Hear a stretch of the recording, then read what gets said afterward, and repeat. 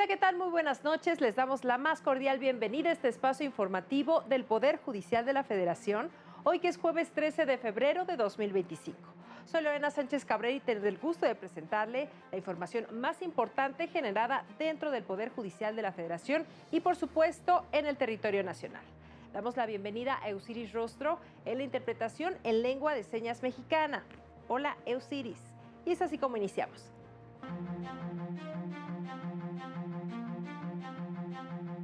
La Corte determinó que no corresponde al Tribunal Electoral examinar o privar de efectos las suspensiones de amparo. El procedimiento abreviado se rige por los mismos principios del sistema penal acusatorio. El Estado está obligado a dotar de contenido y fijar el alcance del derecho al cuidado. Debilita al Estado de Derecho que se incumplan las resoluciones de los jueces. En una sesión de casi 4 horas, el Pleno de la Suprema Corte resolvió un asunto relacionado con las suspensiones decretadas en contra de la reforma judicial.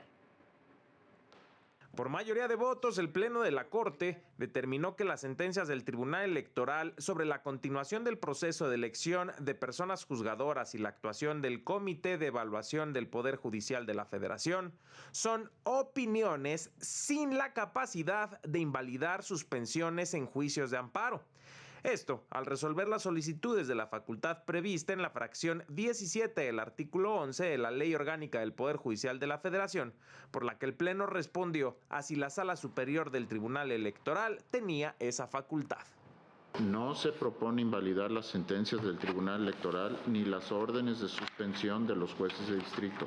Las suspensiones tienen un medio de impugnación específico que atiende a un diseño y una lógica constitucional.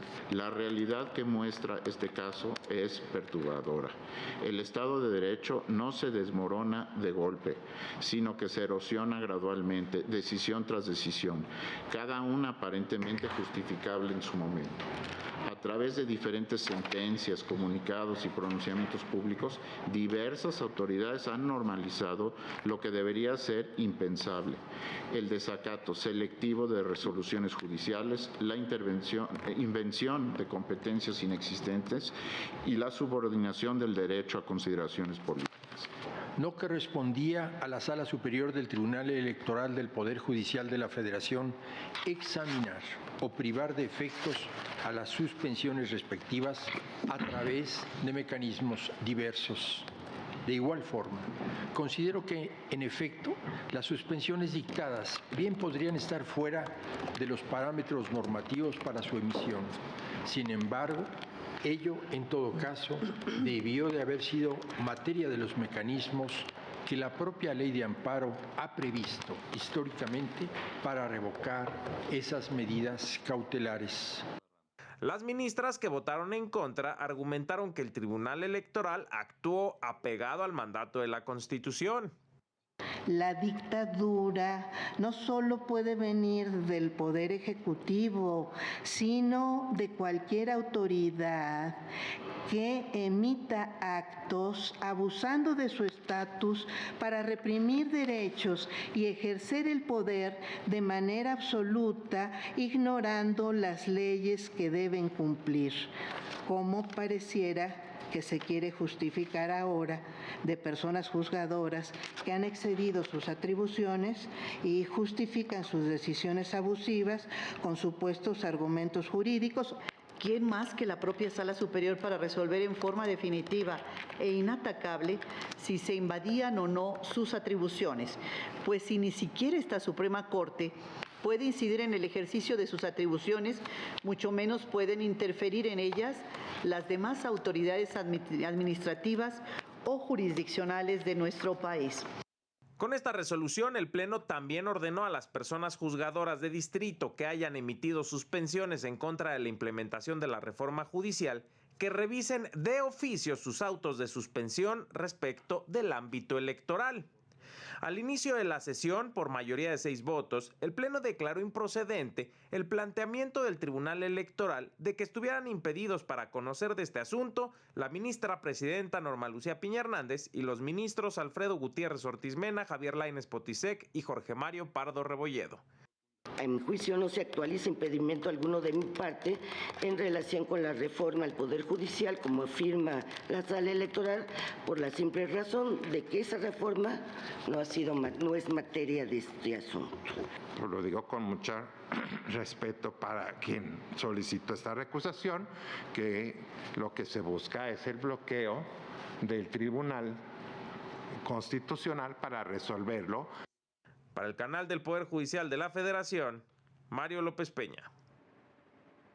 En otros asuntos, la Suprema Corte publicó la sentencia de la segunda sala en la controversia constitucional 145/2024, en la que invalidó porciones de diversos artículos del acuerdo de la Comisión Reguladora de Energía que define los procedimientos y reglas de la participación cruzada, el análisis de sus efectos en la competencia, la eficiencia en los mercados y el acceso abierto efectivo.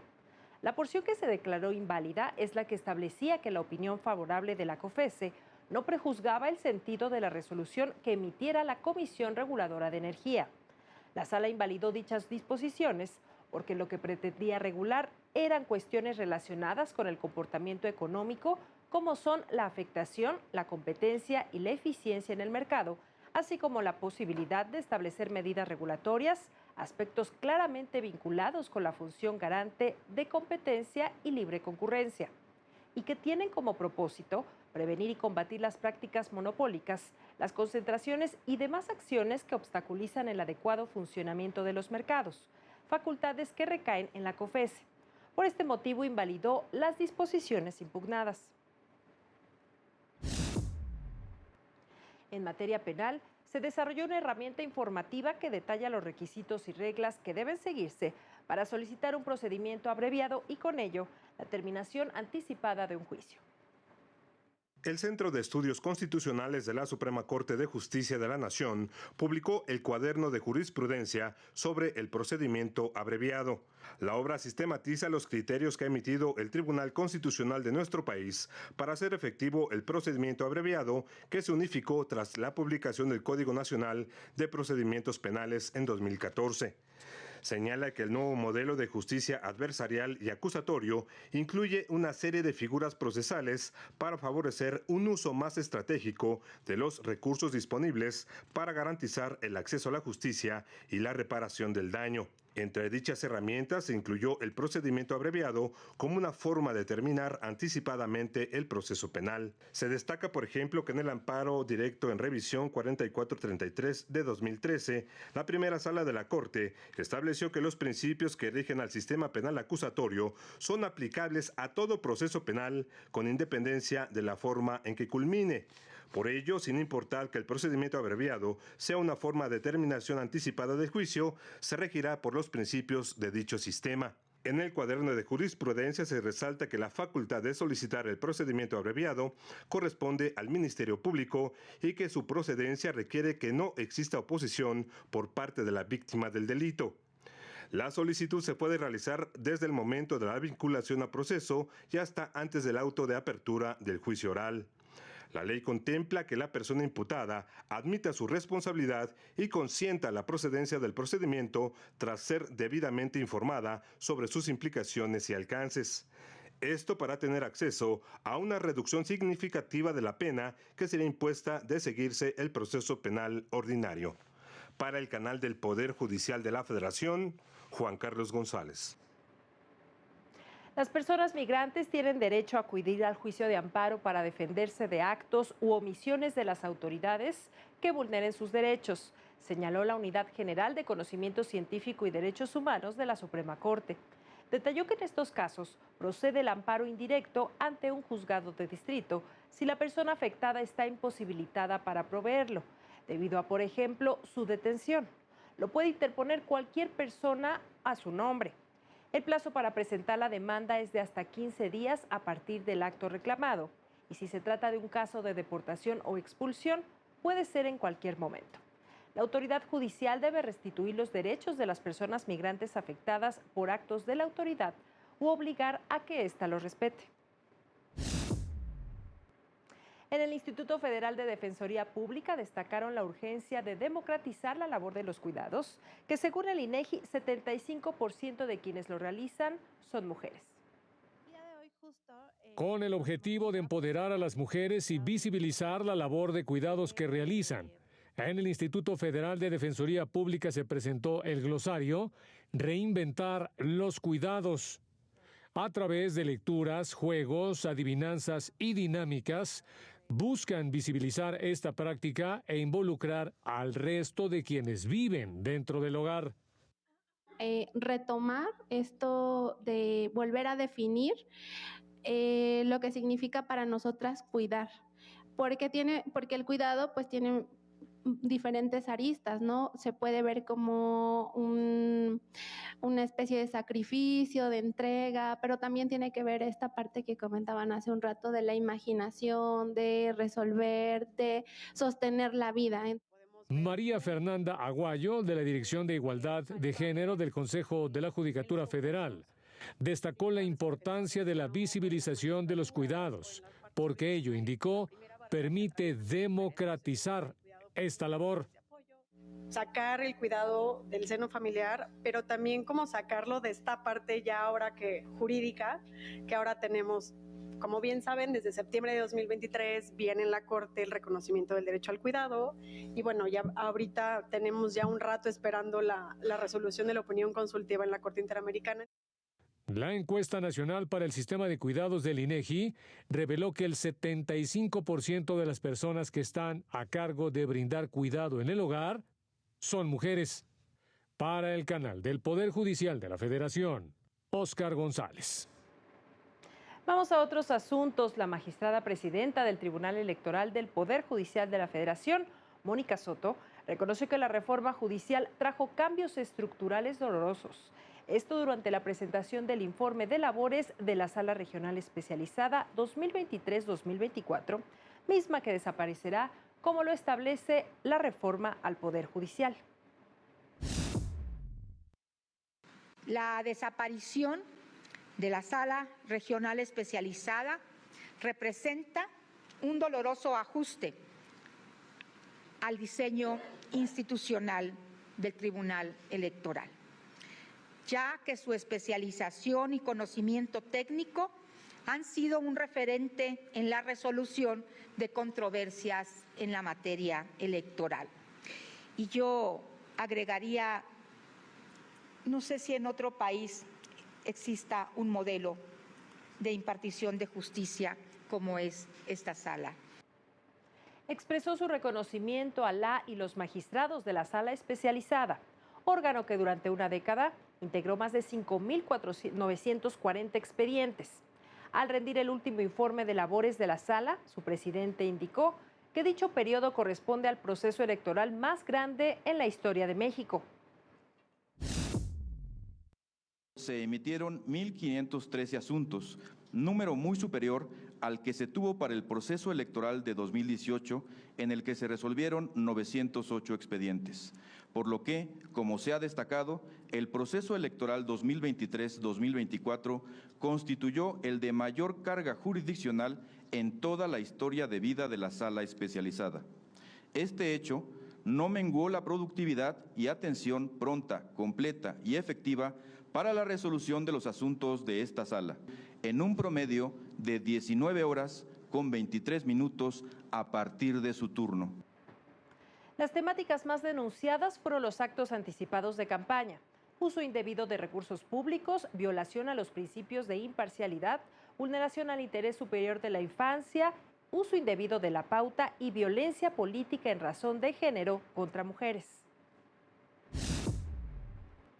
Vamos a una pausa y continuamos con más en la señal del canal del Poder Judicial de la Federación. No se vaya.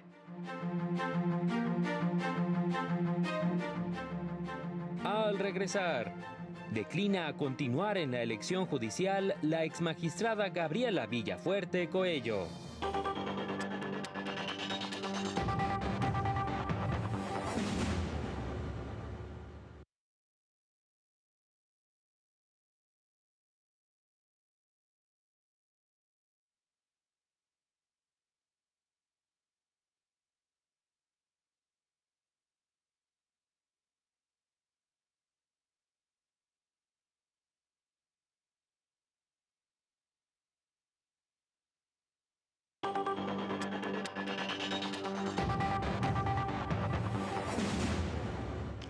Seguimos con las noticias. A poco más de 3 meses de que se lleve a cabo la primera elección judicial en México, desde la sociedad civil se han desarrollado mecanismos para vigilar este proceso. México enfrenta una crisis constitucional y de Estado de Derecho con la aparente relatividad del cumplimiento de la ley. Así lo señalaron especialistas del Observatorio Electoral Judicial al presentar un balance del proceso de elección judicial. No hemos dimensionado el tamaño de la crisis constitucional. O sea, me parece que estamos entrando en un tema de relatividad de las leyes y relatividad del cumplimiento de la ley. ¿Cuándo sí se cumple y cuándo no se cumple? Desacato de resoluciones judiciales al por mayor. Entre los hallazgos destacaron que el proceso se ha desarrollado en un contexto polémico, acelerado, sin reglas claras, improvisada sobre la marcha, con ocurrencias y con múltiples desacatos a resoluciones judiciales, lo que invalida la función de los jueces. La gran valía de los jueces son sus sentencias y que se cumplan las sentencias. Cuando nos damos cuenta que el camino fácil es incumplirlas, entonces vamos a perder la valía de nuestros jueces. Eso es gravísimo en un Estado de Derecho y no lo estamos dimensionando, porque ahorita a lo mejor es el gobierno y son los afines. Al rato van a empezar a ser los particulares. En este espacio, el exintegrante del Comité de Evaluación del Poder Judicial, Luis Enrique Pereda, detalló los retos para la evaluación de candidatos dentro del comité y expresó que, a su juicio, la reforma no debió de haberse implementado como fue planteada, puesto que sus consecuencias serán irreversibles a corto plazo. Esta reforma no es buena idea, ¿no? Lo mejor que le podría pasar a esta reforma es que no existiera. Y digamos, ceteris paribus, dado eso, pues no dinamites el orden jurídico. Pero lo que le pasó al sistema jurídico mexicano es brutal, dramático. No nos vamos a reponer de eso en décadas. Para el canal del Poder Judicial de la Federación, Laura Murillo. Y en más sobre estos asuntos, al considerar que su potencial candidatura carecía de sustento constitucional, Gabriela Villafuerte Coello decidió apartarse de la contienda para ocupar una de las magistraturas de la Sala Superior del Tribunal Electoral. Decisión que notificó al INE, explicando que se aparta del proceso, pues de acuerdo con lo previsto en la reforma judicial, el Poder Judicial no culminó el proceso de selección. En consecuencia, conforme a lo establecido en la Constitución, decidió no enviar candidatos a dicha elección. Manifestó su esperanza de que el proceso culmine con éxito y que México cuente con un sistema de justicia prometedor en el que la gente sea el centro. En más información, el 70.4% de las personas mayores de 15 años en México aseguraron estar casadas, en unión libre o haber estado previamente unidas, mientras que el 29.6% se mantiene en soltería, de acuerdo con cifras del INEGI. Detalló que entre las y los jóvenes de 15 a 29 años, el 68.7% está soltero, 19.3% vive en unión libre y solo el 8% están casados.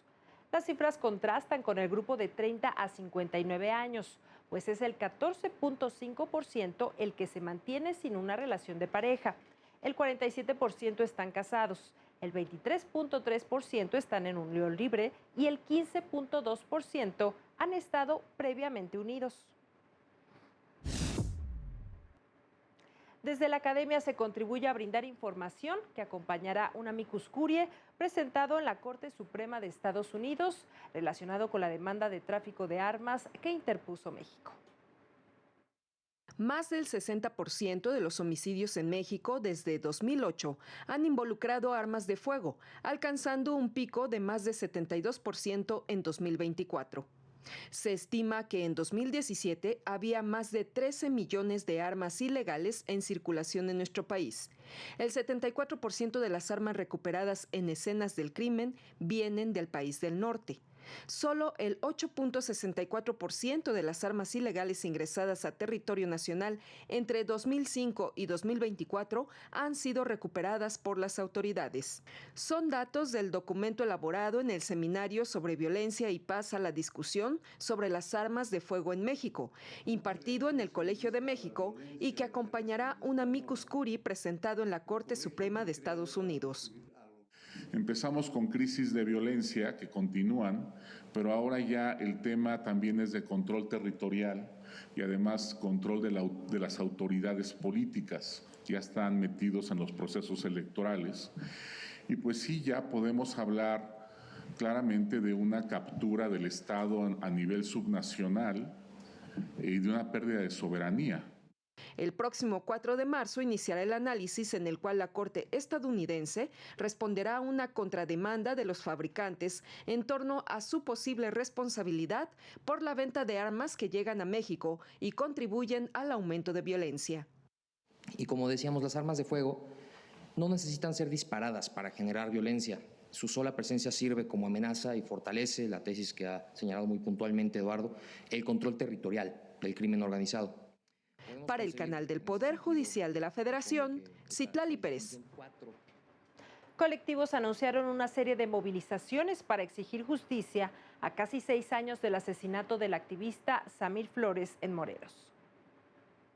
Integrantes de diferentes organizaciones sociales se manifestaron frente a las oficinas de la Fiscalía General de la República, ubicadas en la colonia Doctores, con el objetivo de exigir justicia para Samir Flores Soberanes, campesino, comunicador y activista que fue asesinado en 2019 en el estado de Morelos. Como sabemos, la madrugada del 20 de febrero del 2019, nuestro compañero fue asesinado.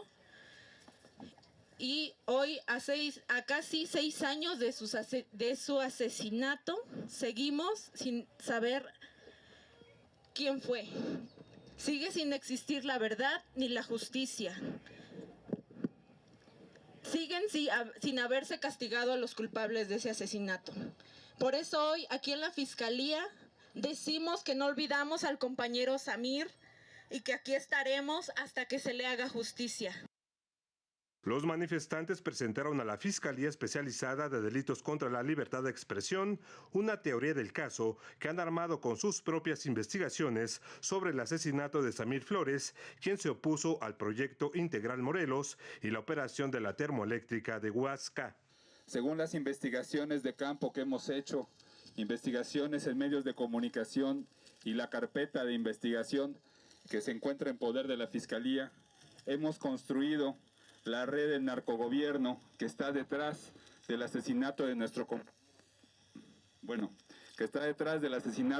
compañero Samir Flores Soberanes, que sabemos que las autoridades no quieren investigar porque ellos son los que están implicados en el asesinato de Samir en las más altas esferas del gobierno federal, estatal y de los 3 niveles de gobierno. En la conferencia de prensa manifestación, a la que asistieron también representantes del Comité de Padres y Madres de Ayotzinapa, se anunciaron las jornadas globales Justicia para Samir Flores Soberanes, que se realizarán del 19 al 23 de febrero de 2025.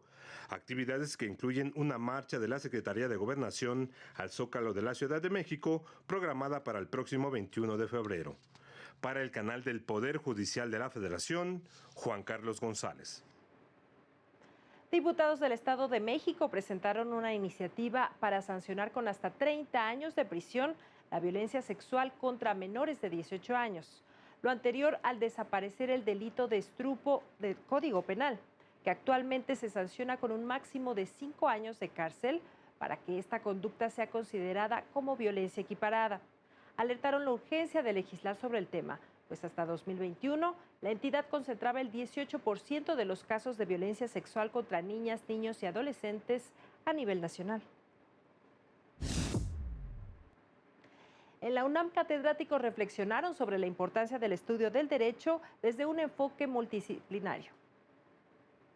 Cada individuo llega a tener en su cerebro 86,000 millones de neuronas, las cuales a través de conexiones desarrollan comportamientos, emociones, memoria, aprendizaje, decisiones. Con el objetivo de seguir contribuyendo al conocimiento interdisciplinario, fue presentada la obra Neurociencia aplicada al derecho, engranajes básicos. Es la unión entre las batas blancas y las togas negras. Frase que engloba la unión entre todas estas disciplinas que no son del derecho, pero que están enfocadas con el aspecto forense y que se traducen necesariamente en el aspecto forense en una resolución.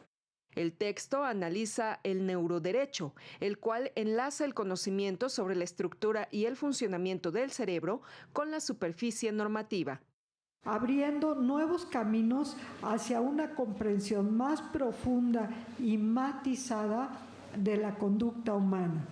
El propósito esencial del neuroderecho consiste en perfeccionar los mecanismos regulatorios del derecho mediante la integración rigurosa de los avances neurocientíficos en el análisis jurídico.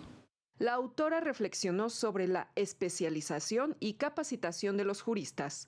El órgano jurisdiccional, para que pueda atender tu petición, requiere conocer la figura jurídica.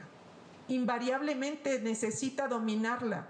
A partir de que domine ese conocimiento jurídico, puede entender tu petición, identificar en ese lenguaje amplísimo que tú le puedes dar una historia, identificar el punto fino de la controversia y poderla resolver. Para el canal del Poder Judicial de la Federación, Citlali Pérez.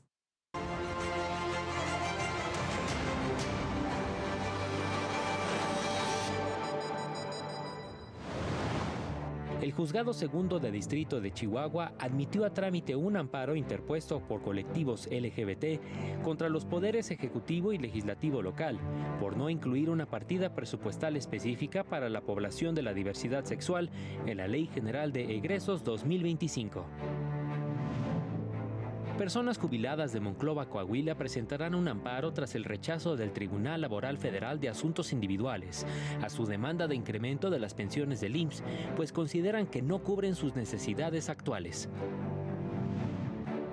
Taxistas de Ciudad del Carmen, Campeche, tramitaron un amparo contra la omisión de las autoridades de actuar contra los denominados pochimóviles, vehículos de diseño artesanal que trabajan de manera irregular y representan un peligro para los usuarios.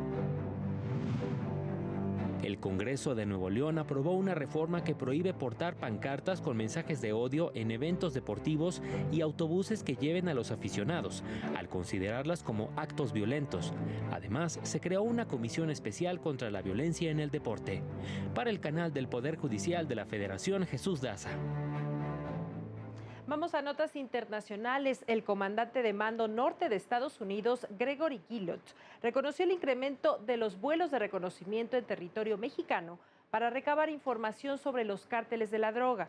Detalló que no se contó con un permiso expreso del gobierno mexicano, sino que la cooperación contó con la autorización del Departamento de Defensa como parte de la cooperación con nuestro país en labores de inteligencia para abordar la violencia de los cárteles. Señaló que no se descarta enviar más soldados a la frontera compartida, donde ya hay 5,000 efectivos estadounidenses, y aumentar las acciones de inteligencia, vigilancia y reconocimiento. De vuelta a México por mayoría de votos, el Pleno del Senado aprobó el dictamen de reformas a la Ley del Infonavit y a la Ley Federal del Trabajo para establecer que el gobierno puede rentar y construir vivienda a través de una filial. Los cambios aprobados le otorgan a la Federación un control total sobre los recursos ahorrados por los trabajadores inscritos, que ascienden a 2.4 billones de pesos. Sindicatos alertaron que la reforma elimina el balance tripartito, trabajador, empleador y gobierno, modelo que ha permitido la construcción de más de 14 millones de viviendas en 43 años. Además, la nueva empresa constructora del Infonavit no estaría regulada bajo los estándares gubernamentales de contabilidad y presupuesto, lo que podría derivar en falta de transparencia en el manejo de los recursos. Y en más temas económicos, los créditos para adquirir un automóvil fueron los que más crecieron durante 2024, con un saldo de 300.424 millones de pesos, 47.9% más que el año anterior, según cifras de la Comisión Nacional Bancaria y de Valores.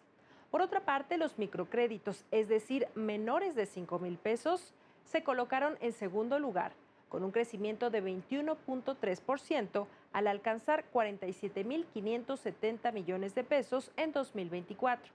En los financiamientos automotrices, el índice de morosidad se situó en 0.98%, es decir, 2.944 millones de pesos al cierre del año pasado, 0.16% menos que en 2023.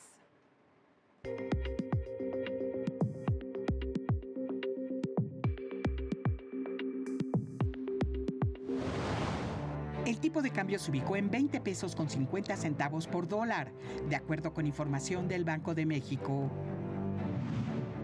Ante el anuncio del gobierno de poner un precio máximo de 24 pesos por litro de gasolina, empresarios del país pidieron mesas de diálogo para evaluar la iniciativa, pues un control estricto podría generar presiones inflacionarias y alteraciones en el mercado.